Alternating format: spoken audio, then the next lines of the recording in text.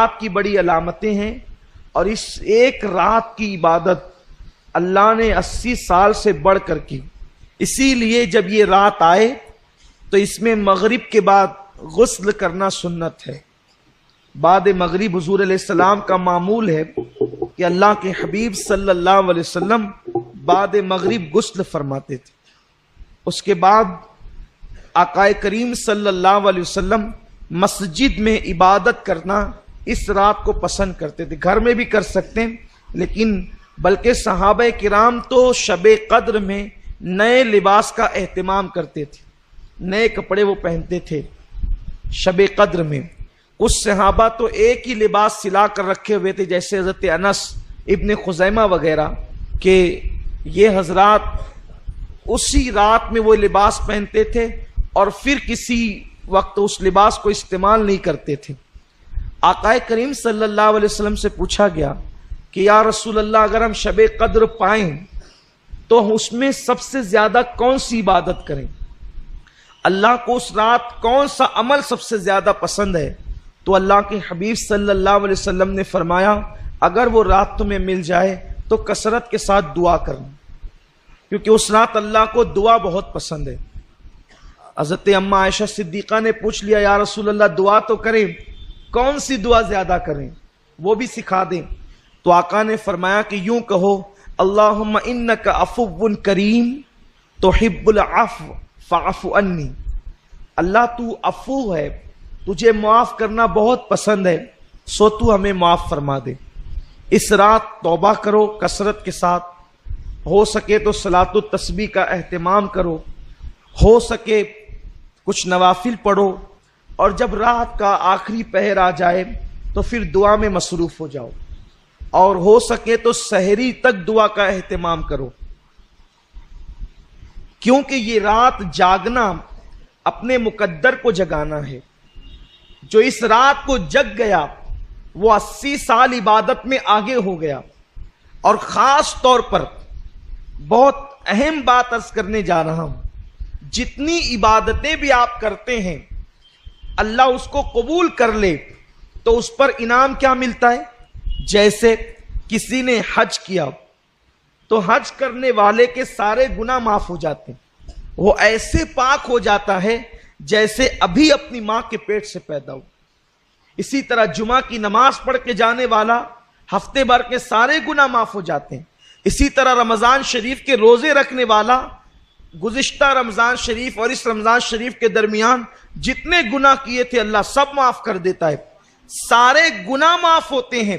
لیکن شب قدر کی ایک انفرادی خصوصیت یہ ہے جو حج میں بھی نہیں ہے، بڑی ذمہ داری سے عرض کر رہا ہوں، جو حج میں بھی نہیں ہے، جو رمضان شریف کے روزوں میں بھی نہیں ہے، اگر کسی کو شب قدر مل گئی تو انعام کیا ملتا ہے؟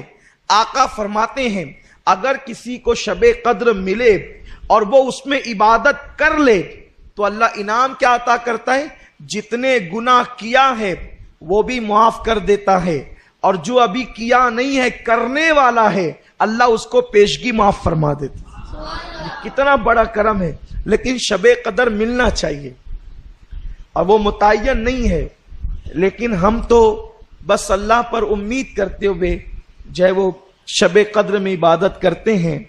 اللہ فرماتا ہے خیر من الف شہر، یہاں تک آپ نے سنا، اب یہ 1000 مہینوں سے افضل ہے، برابر نہیں افضل ہے۔ پھر فرماتا ہے تنزل الملائکہ والروح، اور اس رات فرشتے آتے ہیں اور جبریل علیہ السلام آتے ہیں، اور کیا کرتے ہیں؟ سلام ہی حتی مطلع الفجر، فجر تک وہ لوگوں کے لیے جو عبادت میں مصروف ہوتے ہیں سلامتی کی دعا کرتے ہیں، ان پہ سلامتی بھیجتے ہیں، انہیں سلام کرتے ہیں۔ تفسیر میں آتا ہے کہ یہ جو شب قدر ہے اگر اس کا اردو میں ترجمہ کیا جائے تو ترجمہ یہ ہوگا تنگ کر دینے والی رات، یا تنگ ہو جانے والی رات، یا تنگی کی رات۔ حیرت ہے، اتنی مبارک رات ہے لیکن اس کا اردو میں ترجمہ کیا ہے؟ تنگی کی رات یا تنگ کر دینے کی رات۔ تو اس کا نام تنگی کی رات کیوں ہے؟ تو حدیث پاک میں آتا ہے کہ آسمان سے اتنے فرشتے زمین پہ آتے ہیں کہ زمین تنگ ہو جاتی ہے فرشتوں کی تعداد کی وجہ سے، اسی لیے اس کو تنگی کی رات کہتے ہیں۔ فرشتوں کی وجہ سے زمین تنگ ہو جاتی ہے، یعنی قدم رکھنے جگہ نہیں رہتی فرشتوں کو۔ اور فرشتے کیوں آتے ہیں؟ وہ رات بھر مسافہ کرتے ہیں، مغرب سے لے کر فجر تک۔ کن سے؟ عبادت کرنے والوں سے۔ فرشتے مسافہ کرتے ہیں، فرشتے زیارت کرتے ہیں، تمہاری دعاؤں میں شریک رہتے ہیں۔ اور بعض مفسرین نے تو یہ بھی بتا دیا کہ فرشتے مسافہ کرتے ہیں، اس کی نشانی اور علامت کیا ہے؟ فرماتے ہیں اگر شب قدر میں عبادت کرتے ہوئے تمہاری آنکھوں سے آنسو جاری ہو جائے، یا بدن پر خوف کی کیفیت طاری ہو جائے، یا عبادت میں کیف و سرور ملنے لگے، تو سمجھ جاؤ کہ اب وہ وقت آ گیا ہے کہ فرشتے تم سے مسافہ کر رہے ہیں، جبریل امین تم سے مسافہ کر رہے ہیں۔ اور یہ جبریل اور فرشتے شب قدر میں کیوں آتے ہیں، یہ بھی ایک خاص بات ہے۔ حدیث پاک میں آتا ہے کہ فرشتے اور جبریل پورا سال بھر اللہ سے دعا کرتے ہیں، اے اللہ مولا ہمیں زمین پہ جانے دے اور ہمیں ان لوگوں کی زیارت کرنے دے جو ہم سے بہتر عبادت کرنے والے ہیں، ہم سے اچھی عبادت کرنے والے ہیں۔ حیرت ہے، فرشتے آخر ہم ان سے بہتر عبادت زمین پہ کون کر سکتا ہے؟ تو فرمایا گیا ہم کچھ ایسی عبادتیں کرتے ہیں جو فرشتوں کے بس میں نہیں ہے۔ وہ عبادتیں کیا ہے؟ وہ عبادت ہے رشتہ داروں کے ساتھ صلہ رحمی کرنا، محتاجوں کی مدد کرنا، صدقہ دینا، بیماروں کی عیادت کرنا۔ حتیٰ کہ یہ عبادت کہ اگر تمہارا بچہ سو رہا ہے اور اس کے بدن پر چادر نہیں ہے تو اس کے بدن پر عذرائے شفقت چادر ڈال دینا، یہ بھی عبادت ہے، یہ فرشتوں کے بس کی نہیں ہے۔ روایتوں میں آتا ہے اگر تمہارا بچہ سو رہا ہے، وہ چادر پھینک دیا، تم نے چادر اس کے اوپر اڑا دیا، تو بھی اللہ تمہاری مغفرت فرما دیتا۔ فرشتوں کے بس کا نہیں ہے وہ، کیونکہ فرشتوں کی تو اولاد ہی نہیں ہے، فرشتوں کا بھائی نہیں ہے، وہ صلہ رحمی کس کے ساتھ کریں گے؟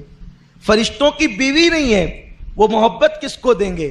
تو وہ کہتے ہیں مولا جو ہم نہیں کر سکتے اور تیرے بندے جو کرتے ہیں ہم سے بہتر والی عبادت، تو ہم ان کی زیارت کے لیے جانا چاہتے ہیں۔ وہ سال بھر دعا کرتے ہیں تو اللہ شب قدر میں ان کو زمین پر نازل فرماتا ہے اور وہ تمہاری زیارت کے لیے آتے ہیں۔ انسان تو کتنا خوش نصیب ہے، اگر تو صلہ رحمی کرے، لوگوں سے پیار کرے، اگر تو لوگوں سے محبت کرے تو تیرا مرتبہ کتنا بڑھ جاتا ہے کہ اللہ کے